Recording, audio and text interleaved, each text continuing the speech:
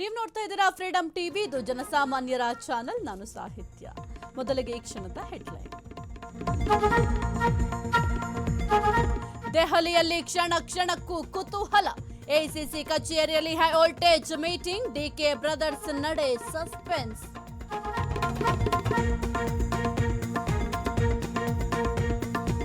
ಸಚಿವರ ಜೊತೆ CM breakfast. ಮಂತ್ರಿಗಳಿಗೆ ಆಲ್ ದಿ ಬೆಸ್ಟ್ ಎಂದ ಸಿದ್ದು.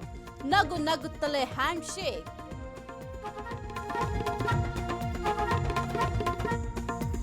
ದಿಲ್ಲಿಯಲ್ಲೂ ದೂರ ದೂರ.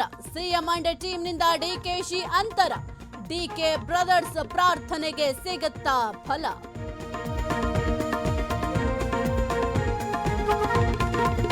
ಕೇಂದ್ರ ಸಚಿವ ಜೋಶಿ ಕಾರು ಅಪಘಾತ. ಕಾರಿನ ಎಡಭಾಗ ಜಖಂ. ಕೂದಲೆಳೆ ಅಂತರದಲ್ಲಿ ಬಚಾವ್.